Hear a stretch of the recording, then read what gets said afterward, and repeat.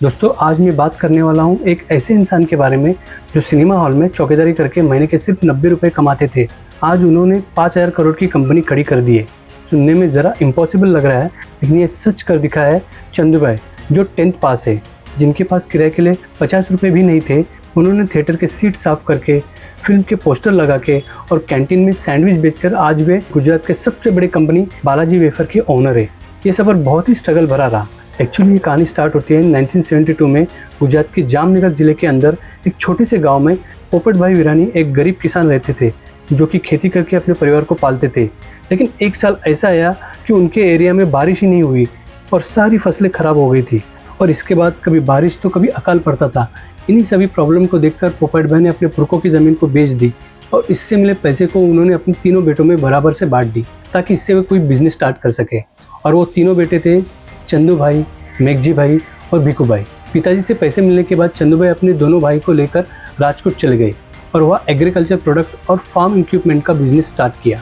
लेकिन उस बिजनेस में उन्हें नॉलेज ना होने के कारण वो बिजनेस फेल हो गया। उसके बाद कुछ समय के बाद चंदू भाई को एस्टोन नाम के सिनेमा हॉल में चौकीदारी का काम मिला और वे उसके साथ साथ कभी मूवी का पोस्टर लगाते थे तो कभी थिएटर के कैंटीन में काम किया करते थे। क्योंकि चंदू भाई बहुत ईमानदार इंसान थे, तो उन्हें कुछ टाइम बाद थिएटर के कैंटीन का ठेका मिला और वो अब इंटरवल के टाइम पे मसाला सैंडविच बनाकर बेचने लगे।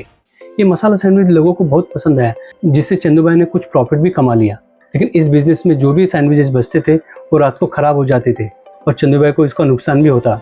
इस चीज़ से बचने के लिए चंदू भाई के दिमाग में एक आइडिया आया, क्यों ना जल्दी ख़राब ना होने वाली चीज़ बेची जाए जिससे नुकसान कम हो। इसलिए उन्होंने पोटैटो वेफर्स अपने कैंटीन में बेचने का फैसला लिया। लेकिन उन्हें पोटैटो चिप्स अपने वेंडर से टाइम पे कभी नहीं मिला करते थे, इसलिए वे पोटैटो चिप्स खुद बनाने का डिसीजन कर लेते। 3 सप्लायर ने लिया, फिर भी रेगुलर माल नहीं मिलता था, क्वालिटी नहीं माल मिल रहा था। तो 7 साल परेशानी के बाद हमने 82 में घर में चिप्स बनाना शुरू कर दिया। शुरुआत में उन्हें थोड़ी मुश्किलें होती है, लेकिन अपनी मेहनत और अपने सारे परिवार की मदद से वे अच्छे पोटैटो बनाने सीख जाते और इससे उनके कैंटीन में सेल्स भी बढ़ी और वे खुद प्रोडक्शन का भी कंट्रोल कर सकते थे। उनके पोटैटो वेफर्स के पॉपुलैरिटी को देखकर थिएटर ओनर उनके बिजनेस में पार्टनरशिप कर लेते और इसके साथ साथ उन्हें और भी 3 थिएटर का कैंटीन मिल जाता है। इसके साथ साथ चंदू भाई की वेफर की डिमांड बढ़ती चली गई। कुछ समय बाद वे 25 से 30 मर्चेंट को ये वेफर सप्लाई करने लगे और धीरे धीरे पूरे राजकोट में उनके वेफर पॉपुलर हो गए। उस वक्त दूसरे कॉम्पिटिटर भी मार्केट में थे। तब चंदू भाई ने 1984 में अपने पोटैटो वेफर्स को नाम दिया बालाजी वेफर, जो उनके कैंटीन के बगल में हनुमान बालाजी मंदिर से मिला। अब उनके वेफर बालाजी वेफर के नाम से मार्केट में आने लगे और उनको मिले मार्केट के कॉन्ट्रैक्ट की वजह से उनका वेफर का डिमांड बहुत बढ़ गया, जिसके कारण उनका पूरे परिवार के सपोर्ट के बाद भी वे मार्केट का डिमांड पूरा कर नहीं पा रहे थे। तब चंदू भाई ने सोचा क्यों ना वेफर बनाने की फैक्ट्री लगा दी जाए। तब उन्होंने मार्केट से मशीन के अलग अलग पार्ट को लाकर अपने लिए पोटैटो पिलिंग और चॉपिंग मशीन बना डाली। कुछ सालों तक इसी मशीन के सहारे इनका काम चलता रहा और उनका व्यापार भी ग्रो कर रहा था। राजकोट में अपने वेफर बिजनेस का एक्सपेंशन के बाद चंदू भाई इसे पूरे भारत में फैलाना चाहते थे। इसके लिए उन्हें बहुत बड़े लेवल में प्रोडक्शन करने की ज़रूरत थी। इसलिए उन्होंने 1989 से बैंक से लोन लेकर गुजरात का सबसे बड़ा पोटैटो वेफर प्लांट किया। उनका बिजनेस ग्रो होते ही चला गया और 1992 में उन्होंने अपने कंपनी को एक प्राइवेट लिमिटेड कंपनी के रूप में रजिस्टर किया और साथ ही अपने मैन्युफैक्चरिंग प्रोसेस को ऑटोमेट करने के लिए एडवांस टेक्नोलॉजी वाले मशीन का यूज़ करना शुरू कर दिया। ये एरिया में जो ग्रोथ की डिमांड आ रही है, पर्टिकुलरली जो पोटैटो चिप्स में, तो वो डिमांड को कैटर करने के लिए अगले 5-7 साल का फ्यूचर का डिमांड को कंसीडर करके हमने ये प्लांट डिज़ाइन किया हुआ है। इसके अलावा उन्होंने बिजनेस में अलग अलग रोल और रिस्पॉन्सिबिलिटी को बांट दिया, जिससे बिजनेस ऑपरेशन को मैनेज करना आसान हो गया, क्योंकि हर किसी को अपना काम पता था। और अपने डिस्ट्रीब्यूशन नेटवर्क को मजबूत करने के बाद चंदू भाई की कंपनी बालाजी पहले रीजनल और फिर नेशनल लेवल का ब्रांड बन गई। हालांकि उस समय अंकल चिप्स, सिम्बा, बिनमीत जैसे बड़े ब्रांड थे, लेकिन बालाजी ने अपनी मेहनत, लगन और बेहतरीन क्वालिटी के जरिए प्रोडक्ट को मार्केट में पॉपुलर बना दिया। इसके बाद बालाजी पोटैटो वेफर्स के अलावा कई दूसरे स्नैक भी बनाने लगे। उनके टेस्ट को भी लोगों ने खूब पसंद किया और धीरे धीरे गुजरात से निकलकर उत्तर प्रदेश, मध्य प्रदेश और भी कई स्टेट में बालाजी का बिजनेस एक्सपेंशन हुआ। इसके साथ बालाजी इस बात का भी ध्यान रखते थे कि जो प्रोडक्ट कंपनी बना रही है वो लोगों के पसंद के हिसाब से है या नहीं।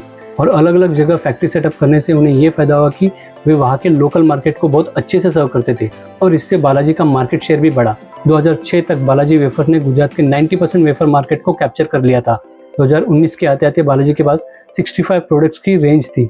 इनकी रीच छोटे छोटे गांव से लेकर बड़े बड़े सिटीज़ तक पहुंच चुकी थी और उनका डिस्ट्रीब्यूशन नेटवर्क भी 1300 से ज़्यादा डीलर तक पहुंच चुका था। और द इकोनॉमिक टाइम्स ने इनकी ग्रोथ और पॉपुलैरिटी को देखकर बालाजी वेफर्स को सुल्तान ऑफ वेफर का नाम दिया। आज बालाजी में हज़ारों लोग काम करते हैं और उनकी बिजनेस फिलॉसफी है कि वो हर एक मेंबर को अपनी फैमिली की तरह ट्रीट करते हैं और साथ ही कस्टमर को भी value for money product provide करते हैं। और बालाजी के इसी फिलॉसफी ने इन्हें लोगों के बीच में एक वफादार और भरोसेमंद ब्रांड बना दिया। और चंदू भाई की अपनी इसी अलग बिजनेस स्ट्रैटेजी की वजह से उन्हें दूसरे ब्रांड कभी हरा नहीं सके, और वो भी लोकल प्राइस से भी उन्हें दूसरे ब्रांड कभी हरा नहीं सके। और ये इनोवेशन केवल फ्लेवर तक सीमित नहीं रहा, बल्कि बालाजी ने हेल्दियर स्नैक्स ऑप्शन भी इंट्रोड्यूस करा है, जैसे कि बेक वेफर, रोस्टेड नमकीन, ताकि हेल्थ कॉन्शियस कंज्यूमर का भी ध्यान रखा जा सके। और बालाजी ने अभी इंटरनेशनल मार्केट में भी एंटर किया है और उनके प्रोडक्ट यूएसए, यूके, यूएई और ऑस्ट्रेलिया में भी सप्लाई होते हैं। बालाजी अपने प्रोडक्शन के लिए दुनिया के टॉप फूड मैन्युफैक्चरर से मशीन इंपोर्ट करते हैं।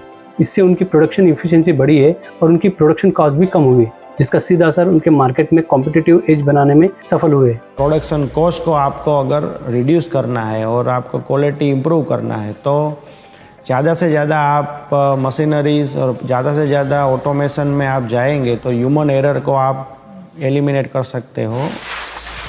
और बालाजी वेफर का सार यही है कि उन्होंने अपने कंज्यूमर को हमेशा किंग माना है, और इसके लिए बालाजी वेफर ने अपने कंज्यूमर को अच्छी क्वालिटी का प्रोडक्ट रीजनेबल प्राइस में प्रोवाइड किया है। और दोस्तों, यही आत्मविश्वास और डेडिकेशन ने बालाजी वेफर को मार्केट में एक स्ट्रॉन्ग ब्रांड इमेज बना दिया है। बालाजी वेफर की कहानी सिर्फ एक स्नैक कंपनी की ग्रोथ की कहानी नहीं है, बल्कि उस जज्बे की भी कहानी है जो हर मुश्किल को अवसर में बदल देती है। तो मेरा गोल यही है कि जितना हो सके उतना समाज के साथ में जुड़ूंगा। अगर मैं रहूं या न रहूं, लेकिन समाज मेरे को याद करता रहे।